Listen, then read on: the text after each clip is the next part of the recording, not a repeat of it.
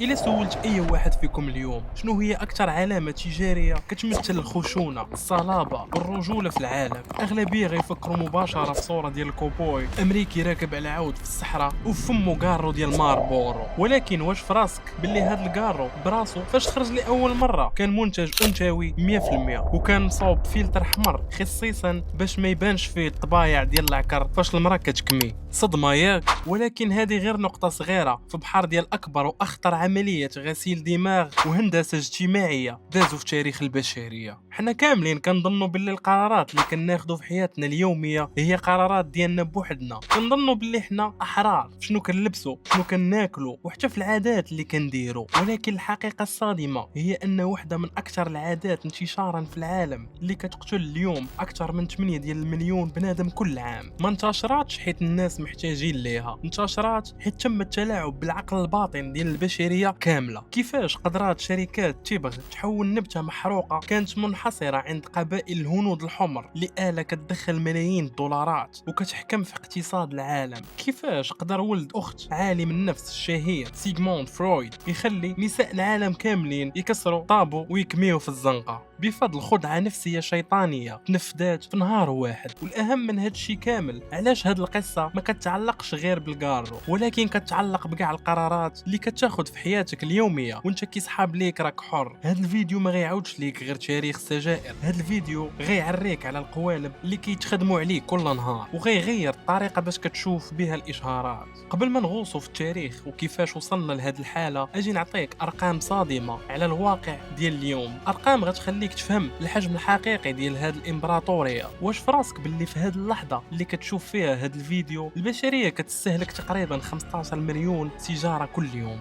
15 مليار كارو كيتشعل وكيتكمى كل 24 ساعه في كوكب الارض. وإلا ضربنا هاد العدد في العام كامل غنلقاو راسنا قدام رقم خيالي، اكثر من 5.5 تريليون كارو كيتكمى سنويا. باش تخيل معايا هاد الرقم، الا شدينا هاد السجائر واستشفناهم وحده يقدروا يدوروا كوكب الأرض أكثر من 10,000 مرة. ولا جينا نقسموا هاد 5.5 تريليون كارو على حسب الجنس غنلقاو تفاوت كبير كيعكس تماما النجاح ديال حملات التسويق التاريخية اللي غندويو عليها. عند الذكور الرجال كيشكلوا الأغلبية الساحقة ديال المدخنين في العالم، كاينين اليوم تقريبا مليار مدخن ذكر، يعني حوالي 36% من رجال العالم كيكميو. هاد الذكور بوحدهم كيستهلكوا ما يقارب 4.5 تريليون سيجارة سنويا، معدل استهلاك يومي كيوصل ل 12 مليار كارو في النهار عند الرجال بوحدهم. اما عند الاناث كاينين اليوم حوالي 200 مليون امراه مدخنه في العالم، يعني تقريبا 8% من نساء العالم. رغم ان النسبه كتبان اقل من الرجال الا ان الاستهلاك ديالهم السنوي كيوصل ل 1 تريليون سيجاره سنويا، يعني تقريبا 2.7 مليار سيجاره يوميا. ولكن بلاتي هاد الارقام فيها واحد الملاحظه غريبه بزاف. في الدول الناميه الفرق بين الرجال والنساء كبير بزاف، ولكن في الدول الغربيه واوروبا نسبه النساء اللي كيكميو قريبه بزاف لنسبه الرجال، ولات كتوصل حتى ل 25% من النساء في بعض الدول. علاش هذا الفرق؟ وكيفاش قدرات شركات تبغ تطلع استهلاك النساء من 0% في بدايه القرن العشرين لتريليون سيجاره سنويا اليوم؟ القصه بدات شحال هادي لاكثر من 500 عام اللور. تيبغ ما كانش اختراع اوروبي، كان نبته مقدسه عند الهنود الحمر في امريكا، كانوا كيستعملوها في الطقوس الدينيه والصلح بين القبائل والتداوي. ولكن في عام 1492 فاش وصل كريستوف كولومبوس لامريكا، الهنود الحمر عطاو الافراد هدايا ومن بينها اوراق يابسه ريحتها غريبه. هذه كانت اول مره غيشوفوا فيها الاوروبيين تيبغ دخل لاوروبا وبدا كينتشر بالزربه، وخصوصا فاش واحد السفير فرنسي سميتو جان نيكوت اللي على سميتو تسمات ماده النيكوتين صيفط اوراق تيبغ لملكه فرنسا باش تداوي بها الشقيقه. في القرن السادس عشر والسابع عشر التدخين كان غالي، كان منحصر في البيب ولا السيجار، وكان حكر على النبلاء والطبقه البرجوازيه حيت كلشي كان كيتصاوب باليد. ولكن نقطه التحول الكبرى اللي غتقلب كلشي وقعات في عام 1880. واحد الشاب سميتو جيمس بونساك اخترع اول آلة اوتوماتيكيه للف سجائر. هاد الآلة كانت معجزه صناعيه في ذاك الوقت. في العوض ما خدام يصاوب 4 ديال السجائر في الدقيقه باليد، الآلة ولات كانت كتنتج 200 سيجاره في الدقيقه. هنا بان واحد رجل اعمال امريكي ذكي وطماع سميتو جيمس دوك، شرى الحقوق ديال هاد الاله وغرق السوق بالسجائر الرخيصه. ولكن صاحبنا دوك طاح في مشكل جديد، الاله كتنتج ملايين السجائر في النهار والناس ما كانوش كيشريو هاد الكميه كامله. شنو الحل؟ هنا غتدخل الماركتينغ، تسويق.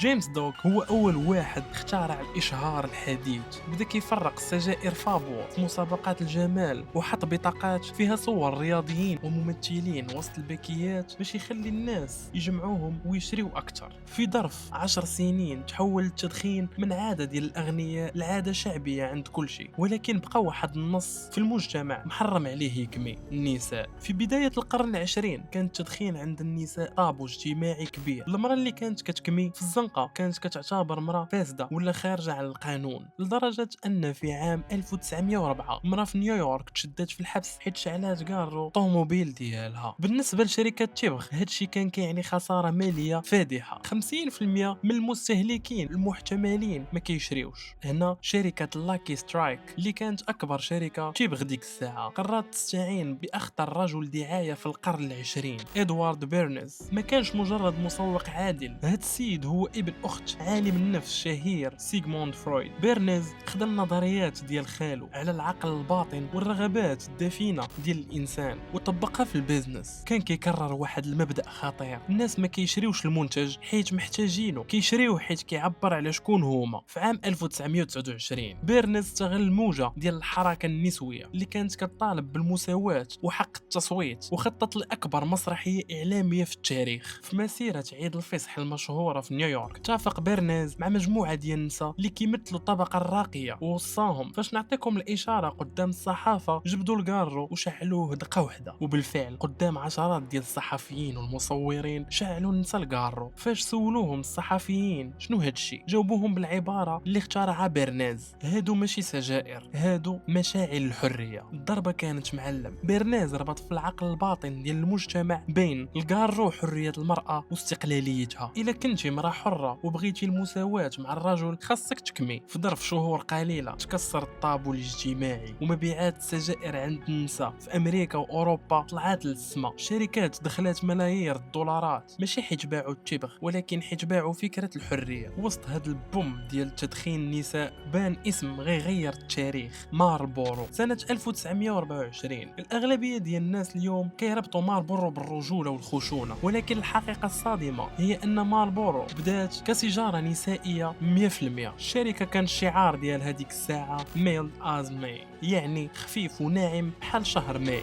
وحتى الباكيه كانت مصممه بعلاقه باش تجذب النساء. اكثر من هادشي النساء كان عندهم مشكل فاش كانوا كيكميو، العكار كان كيطبع في الكارو الابيض وكيبان المنظر ديالو خايب. شنو دارت مارلبورو؟ اخترعت فلتر باللون الاحمر وسماتو بيوتي تايب، يعني نصيحه الجمال، باش فاش المراه تكمي ما يبانش العكار في الكارو. ولكن هاد النجاح ما كانش غيدوم طويل. في بدايه الخمسينات وقعت زلزال في عالم التدخين. خرجوا اول الدراسات الطبيه العلميه اللي كتربط بشكل مباشر بين التدخين وسرطان الرئه. مجله ريدرز نشرت مقال شهير بعنوان سرطان في الباكيه سرطان في الباكيه، والناس تخلعوا والمبيعات ديال السجائر بدون فلتر طاحت بشكل مرعب. الرجال بغاو يكميو سجائر بفلتر حيت اعتقدوا انها صحيه اكثر، ولكن كان عندهم عائق نفسي. السجائر اللي بالفلتر ديك الساعه كانت كتعتبر ديال النساء، والراجل اللي كيكمي بفلتر كان كيعتبر ضعيف وماشي راجل. هنا كانت مارلبورو على حافه الافلاس، حتى جابوا واحد العبقري ديال الاعلانات سميتو ليو بورنيت. هاد السيد قال لهم الا بغينا نبيعوا الكارو بالفلتر للرجال خاصنا نمحيو الهويه الانثويه ديال مارلبورو ونربطوها باكثر رمز ديال الرجوله والخشونه في الثقافه الامريكيه. شكون هو هذا الرمز؟ كوبوي. في عام 1954 تولد رجل مارلبورو ذا مارلبورو مان. ما بقاوش كيدويو على المذاق ولا على الفلتر الاحمر، ولاو كيعرضوا صور ديال الكوبوي قوي حر عايش في الطبيعه كيعتمد على راسو وما خايف من والو. النتائج كانت خياليه وغير مسبوقه في تاريخ التجاره. في ظرف عام واحد مبيعات مارلبورو طلعت ب 300%، وفي ظرف سنين تحولت مارلبورو من علامه تجاريه ضعيفه كتمثل 1% من السوق الاكبر والاشهر مبيعات سجائر في العالم. والسر ما باعوش التبغ، باعوا للرجال الوهم ديال الرجوله والحريه. ولكن هذا النجاح الاسطوري